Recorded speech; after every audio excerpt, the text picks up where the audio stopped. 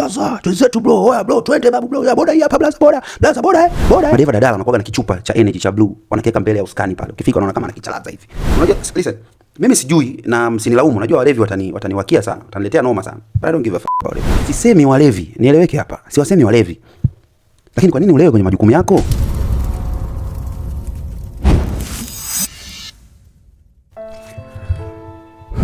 Wagwan, mambo vipi? Well, leo I have a very sad story. On my way home, nikiwa natoka ofisini, nimeona ajali mbaya sana. Ajali mbaya sana. Bodaboda amejipigiza nyuma ya gari kubwa. I mean, ni gari ya mizigo actually. Na ameumia mno. Ameumia sana. Na alikuwa na mteja, abiria, ambaye alikuwa na mzigo pia. So, kwa sababu nilikuwa karibu, I was trying to help the boda guy. Lakini wakati watu wote tunamsogelea kumsaidia yule bodaboda, tulinotice kwamba alikuwa amelewa vibaya sana. Alikuwa amelewa sana.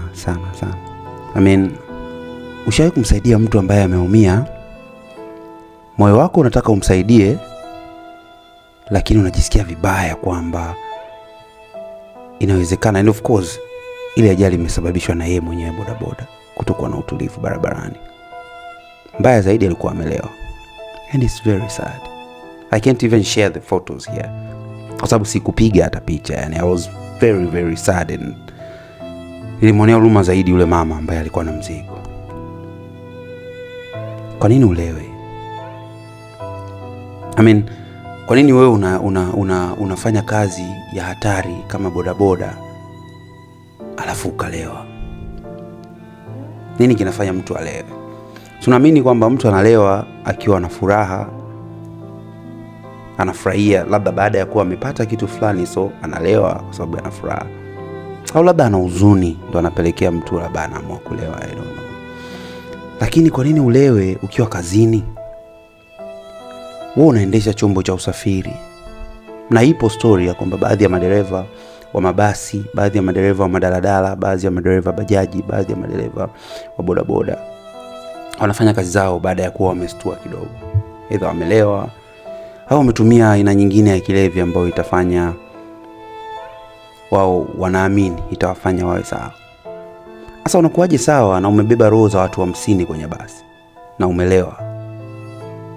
Wewe mwenyewe hujiulizi kwamba hiki kitu unachokifanya ni kibaya kiasi gani na kinaweza kuleta matatizo makubwa kiasi gani?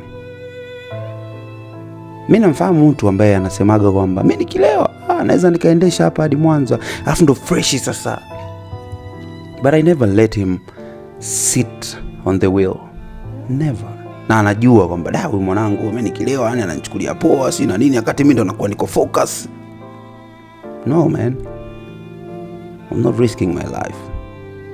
I'm not betting on my life kwa sababu tu wewe umedecide kwamba ukilewa ndo utakuwa vizuri.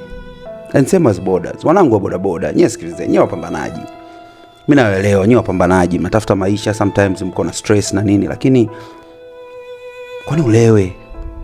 Yani kwa nini usilewe baada ya kazi? Okay, maliza kazi, pitia sehemu yako ya kulewa, lewa, nenda nyumbani ukiwa peke yako, usimpakie mtu nyuma alafu ukawa umelewa mwanangu. Una risk maisha yako, una risk na maisha ya mtu uliyempakia. Madeva dadala wanakuwa na kichupa cha energy cha blue, wanakiweka mbele ya uskani pale. Ukifika unaona kama anakichalaza hivi. Unajua huyo ni ana energy. Kumbe anakunywa vitu vikali. Kwa nini ulewe? And the fact kwamba wewe unafanya kazi ya public, kwa nini ulewe? Kwa nini ulewe kazini? Kwa nini wewe uamue kulewa? Yani unajua, listen, mimi sijui na msinilaumu, najua walevi wataniwakia sana, wataniletea noma sana. But I don't give a fuck about it. Nataka tu nijue, why would you drink knowing kwamba sasa hivi nipo kwenye majukumu?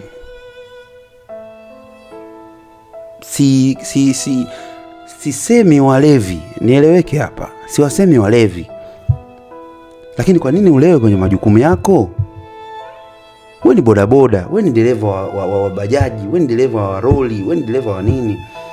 Kwa nini usitumie muda mwingine kulewa instead? Utumie muda ambao wewe upo kazini, unasababisha ajali za kipuuzi, za kipumbavu, unaua watu, unavunja watu mikono, ulemavu wa maisha na nini. Why would you do that? Manake umedhamiria kutoa uhai wa watu.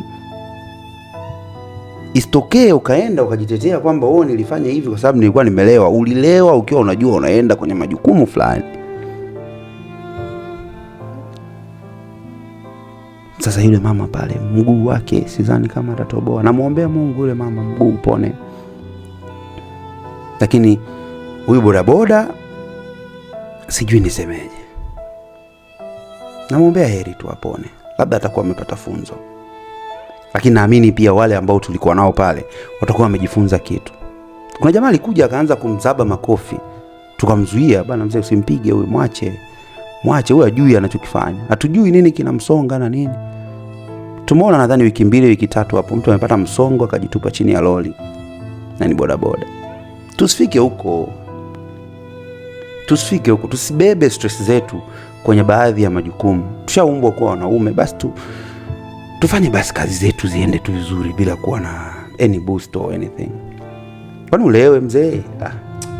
Mtokeni hapa bwana. Mimi content ya mmenivurugia hadi idea yangu ya content ya leo ilikuwa ni idea fulani ya furaha sana. But then I changed my mind. Nataka tu niwaelimishe kwamba, by the way, kama wewe ni abiria kwanza, kama wewe unajijua ni abiria na unatumia usafiri wa bodaboda, hakikisha bodaboda unayopanda huyo bodaboda ana helmet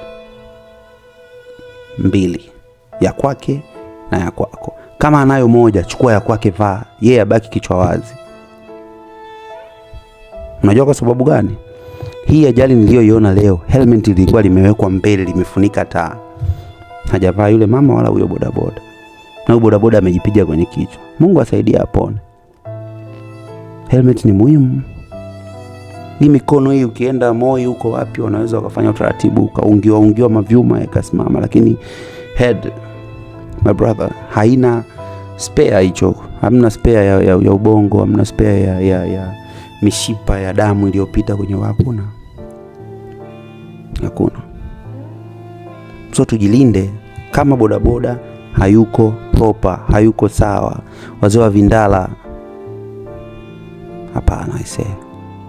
So unakuta mwingine, mfano kitu ambacho mimi nashukaga nikiwa natoka kwenye mishe zangu, nikishuka hapo bodaboda kama 20 zinakuja mguuni. Blaza, twenzetu bro, oya bro, twende babu bro, ya boda hii hapa blaza boda, washafika mguuni. Naiheshimu sana kazi ya bodaboda. I swear to God, naiheshimu sana kazi ya bodaboda. Naiheshimu mno. Bodaboda ambao wako proper, they are making money man. Wanapata hela nyingi sana. Lakini siwezi kupanda bodaboda ya mtu ambaye ana wenge. Unakuja unapiga breki miguuni kwangu. Alafu unaniambia niende wapi? Unataka kuniua? Niende wapi? Get out of here. Sipandi pikipiki yako. You stupid. Sipandi. Kwa nini? Kwa sababu wewe mwenyewe umejiweka hauko proper. Hivi kuna ushakwenda kwenye bodaboda, kuna namna unakutana na mtu ambaye unampinpoint, unasema huyu ndio bodaboda anatakiwa anipakie. Mtu yuko proper, msafi, anaheshimu kazi yake, pikipiki yake ni safi, amevaa viatu vya kufunika, suruali, ana either reflector au koti, ana helmet. Of course unaweza usiwe nazo zote mbili. Watu wengi hawapendi kuvaa helmet, I know. Lakini ana helmet hata moja imekaa pale, yuko very proper. Hana mamiziki kwenye pikipiki yake. Unaenda sasa afu sijui inakuwa gani nini. Unamfuata bodaboda ambaye yuko proper, unamuita, "Oh bro, twenzetu." Anakwambia, "Ngoja nikupe mtu blaza," anakuitia chizi ambaye ushamwacha pale, wewe umeshatenga. Unajua kabisa huyu ndo naenda naye, afu yeye anakuitia mtu ambaye anataka kukuzingua. Sio sawa. Narudia tena. Naheshimu sana kazi ya bodaboda. Imesaidia wengi sana. Imebadilisha maisha ya watu wengi sana. Lakini jitahidini muwe proper. Kuwa proper, acha vilevi, usiendekeze kabisa vilevi.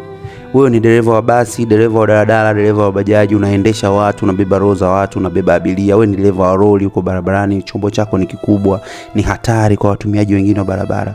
Jitahidi usitumie kilevi ili tuokoe maisha ya watu wengine. Asante na kwaheri. Naitwa Timo Wagwan. This is More Talk. Bye bye.